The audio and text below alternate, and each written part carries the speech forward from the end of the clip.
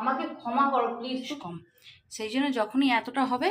কেন ভাই কি গড়িয়ে যায় নাকি? মামা পাপা তাতা হয়ে যাচ্ছে। হ্যাঁ, যে পরিমাণে ভ্যাপসানি গরম দিয়েছিল না, এটাকে আগে ঠিক করে নিয়ে চলে আসি। চলো, নিজের ভুলেই জীবনে অনেক বড় বিপত্তি আর অনেক বড় বিপদ দেখে নিয়ে চলে এসেছি। বিপদ ঠিক বলবো না, কিন্তু হ্যাঁ বিপত্তি। নিজের হাতেই নিজের এত বড় ক্ষতি করে ফেলেছি। দুপুরবেলা না, এরা স্কুল বেরিয়ে যাওয়ার পরে এত স্কুল বেরোনোর সময় প্রত্যেক দিন এত চিল্লামিল্লি করতে হয় না, খোল এটা, ঠিক আছে? হাত থেকে অসাবধানতার বসে ফোনটা পড়লো আর ফোনটা আমার টানা হয়ে গেল। সব চলছে, শুধু এলসিডি অন হচ্ছে না, পুরো ব্ল্যাঙ্ক হয়ে গেল। আমার যদিও এই ফোনটাতে ভিডিও শ্যুট হয় না, একটা সময় হতো, পুরোনো আগে যখন স্টার্ট করেছিলাম এই ফোনটা থেকেই শুরু করেছিলাম, কিন্তু এই ফোনটাতে না আমার সব কিছু আছে। এই ফোনটা ছাড়া আমি কানা। আমি যেটাতে ভিডিও শ্যুট করছি সেইটা না হলেও চলবে, মানে সেটা না হলেও আমি হয়তো একটা দিন চালিয়ে নিতে পারবো, কিন্তু আমি এই ফোনটা ছাড়া চালাতে পারবো না। এই ফোনটা কিন্তু অনেক পুরনো ভার্সান, ফোনটার বয়স হয়ে গেল। হ্যাঁ হ্যাঁ, 1990s তো ক বছর হলো? এইদিকে 10 আর 8 বছর, 8-9 বছর হয়েছে। 8-9 বছর হয়েছে, ঠিক আছে? তখন এর আগে আমার ফোন বলতে আর একটা স্মার্টফোন ছিল, সেটা মাইক্রোসফটের পরে এটা হচ্ছে আমার দ্বিতীয় ফোন, স্ক্রিন টাচ, ঠিক আছে? মানে এই ফোনটা ছাড়া আমি একদম অকৃত। আমার সব কিছু এই ফোনটার মধ্যে আছে। সেটা এখন ঠিক করতে যেতেই হবে।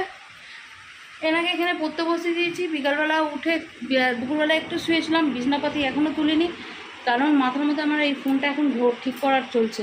চলো এরা পড়ুক আর আমি ঝপ করে এটাকে আগে ঠিক করে নিয়ে চলে আসি।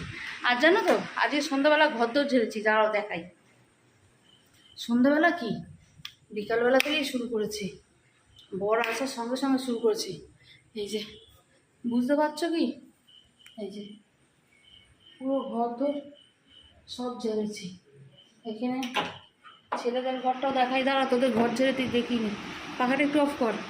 এই যে ছেলেদের খাটটা আগে এইখানটা দিয়েছিল, সেই খাটটা এখন এইখানটা নিয়ে চলে এসেছি। গোছানো হয়নি, মোটামুটি ঝেড়ে ঝুড়ে সব কিছু সরিয়ে সারিয়ে রেখেছি। এক ফাঁকে আবার গুছিয়ে দিতে আর কতক্ষণ, তাই না? গুছিয়ে ফেলতে তো বেশিক্ষণ না। হ্যাঁ, সব ঝেড়ে ঝুড়ে জিনিসপত্র সরিয়ে সারিয়ে এইসব রেখে দিয়েছি। আর এই যে আমার বড় ছেলে নাচছে, নাচ, চলো হ্যাঁ বেরিয়ে যাই। দিন আর কপাল দুটোই একসাথে খারাপ চলছে। যদি বিকালবেলা এই ঝাড়াঝুড়িগুলো না করতাম, তবে হয়তো ঘন্টাখানেক আগে যদি বেহালায় চলে যেতে পারতাম, কাজটা হয়ে যেত। কাজ হলো না। তার মধ্যে হচ্ছে চারিদিকে তিলোত্তমার বিচারের মিছিল বেরিয়েছে, যার জন্য রাস্তাঘাট চারিদিকে দেখি চারিদিক দিয়ে ঘুরিয়ে দিচ্ছে বন্ধ, ঠিক আছে? এই বিচারের জন্য আজ আমরা কতদিন ধরে, দেখ তো আরে কি ফেলে দিল, খুব জোর কিছু ফেলে দিল না? আজ প্রত্যেকটা মানুষ কতদিন ধরে অপেক্ষা করছি, জানি না কেন। একমাত্র আমাদের যেটুকু আমি আমার ধারণা বলছি, ওয়েস্ট বেঙ্গলেই মনে হয় বিচার পেতে অনেক সময় লাগে। তা যাই হোক, এখনও আমরা বিচার ব্যবস্থার ওপর বিশ্বাস রেখেই দিন আর সময় এগোচ্ছি। বাড়িতে এসেই সব মশলাপাতিগুলো আবার কৌটোয় দিয়ে দিচ্ছি। এই কৌটোগুলো ধোয়া হয়েছিল, ধুয়ে উপর করা ছিল, যতক্ষণ না জল ঝরবে ততক্ষণ ঢালতে পারছিলাম না, ঠিক আছে? সেই জন্য প্যাকেট খুলিনি, গোটা গোটা ধরে ভেতরে রেখে দিচ্ছি, কারণ আর হাতে গোনা 5 দিন বাকি রয়েছে রান্না পুজোর। যা মশলা লাগবে ব্যবহার করে নিই, তারপর এগুলো আবার প্যাকেট করা হবে। রান্নায় বসেছি হচ্ছে আলু সেদ্ধ, ভাত দিয়ে বসেছি, একটু করে ডিম সেদ্ধ করে নেবো। আর তার সাথে ছেলেরা যদি খায় তো ডাল সেদ্ধ করবো, না হলে আমার ছেলেরা ঘি দিয়ে ভীষণ ভালো ভাত খায়। গরম ভাতে ঘি লঙ্কা ফেলে দিলে না বোম বোম বলে খেয়ে নেবে। আর ছেলের বাপকে তো দাবড়ে দুবড়ে খাইয়ে দেবো, বুঝেছ? খাওয়া দাওয়া আমাদের হয়ে গেছে। আর এখানে হচ্ছে বাসন কটা পড়েছে, ধুয়ে ধায়ে উপর করে রেখেছি। এখানে করে রেখেছি কাল সকালের রান্নার জোগাড়। এটা আছে মোচা, এটা আছে ছোলা, এখানে আছে হচ্ছে আলু কাটা, এখানে ভেন্ডি কাটা, ঠিক আছে? সব কিছুতে জল দিয়ে রেখেছি। ভেন্ডিটা শুধু কাটার আগে ধোয়া হয়েছিল, সেই জন্য এটার মধ্যে জল নেই, নাহলে না রান্না করার সময় লাল লাল করবে। এই হচ্ছে প্রিপারেশন, শুধু ঢাকা দেবো। সকালবেলা একটা পট্টি পড়ে বসে থাকে। চলো আজকে হচ্ছে নেক্সট দিন, কাল রাতে তো দেখালাম রান্নাবাড়ি জোগাড় করে রেখেছি, সেই জন্য একটু দেরি করে তুমি করে রেখেছিলে? আমার বাড়ির সব কিছু তো তুমি করো, আমি তো কিচ্ছু করি না গো, সেই জন্য আমি আর কাউকে কৈফিয়ত দিতে চাই না আমি কি করি। না তুমি যে বললে কালকে রান্নাবাড়ি জোগাড় করে রেখেছি, তা তুমি জোগাড় করে রেখেছি সেটা বলো। হ্যাঁ আমি জোগাড় করে রেখেছি। হ্যাঁ আমি জোগাড় করে রেখেছি, হয়ে আছে। তুমি জোগাড় করে রেখেছো না তুমি এবার চিল্লো, ঠিক আছে। সেই জন্য সকালবেলা অতটা তার মধ্যে না কালকে বিকালবেলা থেকে ঘর ওইভাবে ঝাড়াঝাড়ি করেছি তো, হাত পা পুরো খুব ব্যথা করছিল। তা যাই হোক, রান্নাবাড়ি করতে যাবো তার আগে একটুখানি মুড়ি আর চা নিয়ে বসেছি সকালবেলা। এই এই এই একটা কাপ কাটে তো খাস নি কেন, নি নেই সকালবেলা যতক্ষণ এক কাপ চা না হচ্ছে না, আজকাল যেন মাথা ছাড়ছে না কেন। আর এই বাড়িতে আমরা চাটা আনছি, লিকার চা আনছি, কিন্তু এত সুন্দর চাটা বানিয়ে দিচ্ছে না পুরো আমার ফোনটা কি হ্যাং করছে না, মিল মিক্স করে খুব সুন্দর চাটা বানিয়ে দিচ্ছে, আর খেতেও ভালো লাগবে। মিল মিক্স মানে ওই 3-4টে রকমের চা পাতা দিয়ে মিশিয়ে যে বানিয়ে দিচ্ছে চা পাতাটা ভালো। আমাকে ক্ষমা করো প্লিজ, তুমি বুঝতে পারো না। পাঁচ মিশালি করে দিচ্ছে, পাঁচ ফোড়ন করে দিচ্ছে, চা পাতা দিচ্ছে না, পাঁচ ফোড়ন দিচ্ছে। তুমি বুঝতে পারো না, আমি যাদেরকে বলছি তারা ঠিক বুঝতে পেরে যাবে, ঠিক আছে। তা যাই হোক চলো একটা চামড়িটা খাই, খেয়ে নি। ওর কাপ ছোট, ও খেয়ে দিয়ে স্কুল যাবে তো, ওই ছোটো কাপে চা দিচ্ছি। চাটা খাই, খেয়ে নিয়ে তারপর দেখাচ্ছি কি রান্না করবো না করবো, ঠিক আছে। আগে এটা না শেষ করলে এখানে কচর আর একটু পর থেকে শুরু হয়ে যাবে ছেলেদের। আমি তো স্কুল যাবো, আমি তো ডিউটি যাবো, রান্না বসাবে না বেশিক্ষণ লাগবে না। রাত্রিবেলা জোগাড় করে রাখলে রান্না কতক্ষণ লাগে। এই যে কাল রাতে জোগাড় করে রেখেছিলাম, এই যে মোচা এখানে হচ্ছে, এখানে ছেলে টিফিনে নিয়ে যাবে পরোটা, তার আলুর তরকারি হয়ে গেছে। আলুর তরকারি না, বড় ছেলে নেবে তো, ওর তরকারি করলে খচে যাবে। অল্প একটু জল দিয়ে একটু ভাজা টাইপের করে দিয়েছি, ঠিক আছে। আর এই যে ভেন্ডি পোস্ত হয়ে গেছে, শুধু এবার ডালটা করলে হয়ে যাবে। আর একদিকে ছেলের পরোটা ভাজবো, বাস রান্না আজকে কমপ্লিট। তার সাথে সাথে রান্না তো চলছে, ঘরের নিত্যদিনের কাজ চলছে, আর তার সাথে সাথে অল্প অল্প করে বের করে ধোয়াধুয়ি চলছে। এই যে আজকে এই কৌটোগুলো ধুতে হবে। সকালবেলা আটার ডাব্বাটাকে খালি করে যে কটা আটা ছিল এখানে বের করে নিয়েছি, করে নিয়ে এই যে আটার ডাব্বা ধুয়ে এখানে উপর আছে। কিন্তু আজকে সকাল থেকে না, কালকে বিকাল থেকেই, বিকালে একবার হয়েছিল, রাত্রে হয়েছে একটু, কিন্তু আজকে সকাল থেকে আবার বৃষ্টিও হচ্ছে। থাক, বৃষ্টিটার দরকার আছে। যে পরিমাণে ভ্যাপসানি গরম দিয়েছিল না, বিচ্ছিরি একটা গরম দিয়েছিল। আর ভাদ্র মাসের গরম সহ্য করা খুব দুষ্কর, চিরবিরিনি গরম হয় ভাদ্র মাসের। চলো এরা বেরোলে তারপর রান্নাঘর একটু ঠিক করবো। রান্নাঘর এখন এক সপ্তাহ সেইভাবে ঠিক হবেও না, গোছানো হবেও না, কারণ এটা ওটা টেনে টুনে বের করা, ধোয়া, আবার এখানে ওখানে রাখা, সেই গোছাতে রান্না পুজোর আগের দিন হয়ে যাবে, বুঝেছো।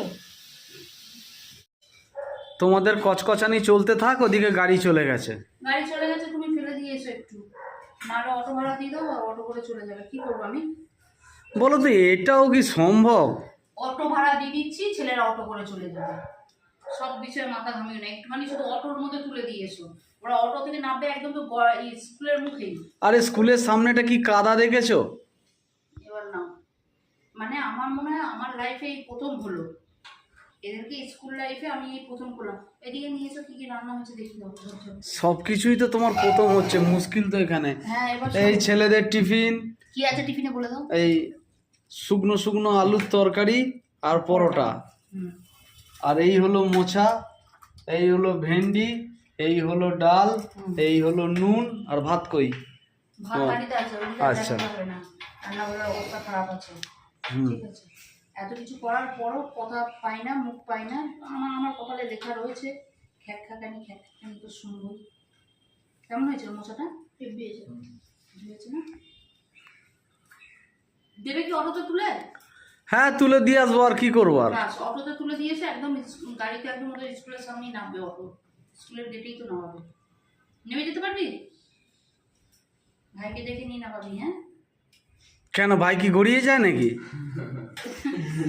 ওটা তোমার ছেলে, কি আর কি ভাজলামো করছো, করো। ছেলের সাথে কি করে এনে কাছে কিছু না। চ তোমার জলের বোতল রেডি। আর এটা ফেলো, দয়া করে এটা ফেলো। এখনো ভালো আছে দাদা, ছিপিটা রেখে দিই, দাদা ছিপিটা রেখে দিই। হ্যাঁ ছিপিটা রেখে দিই। আরে ছিপি ফেটে যায় বলছি। সত্যি মাইরি তোমরা একটু সঞ্চয় করতে শিখলে না আমরা কিচ্ছু শিখিনি, তুমি আর প্যাচ প্যাচ করো না। চলো বাবা আসো। ওদেরকে কি অটোতে তুলে দিলে না একদম ছেড়ে না, দিলে? দিয়ে এসছি স্কুলে। ছেড়ে এসছো, টাটা, ভালো টাটা। করেছো। টাটা, ওরই টাটা দিয়ে দাও পাপাকে। দিয়েছো টাটা দিয়েছো মামা? ওলে বাবালে মামা, পাপা তাতা হয়ে যাচ্ছে। হ্যাঁ হ্যাঁ পাপা তাতা হয়ে যাচ্ছে। কাজ করতে করতে মুখ চোখের অবস্থা কী হচ্ছে। চলো হ্যাঁ, সবাই সবার মতন বেরিয়ে গেছে, আর আমি একটা ডিম নিয়ে এসেছি, দেখতে পাচ্ছ? এই যে মাথায় মাখবো, চুলগুলো না একদম পাটের মতন খড়খড় খড়খড় করছে। এমনিতেই আমার চুলের অবস্থা খুবই খারাপ। যে বলবে হ্যাঁ চুলে স্ট্রেটনিং করো, কালার করে করো, একদম করলে যে কটা আছে সে কটাও উঠে হাতে চলে আসবে, আর তার মধ্যে ভীষণ কার্লি হেয়ার। আমি একবার চুলের মানে ডাক্তারের কাছে গিয়েছিলাম, দেখিয়েছিলাম।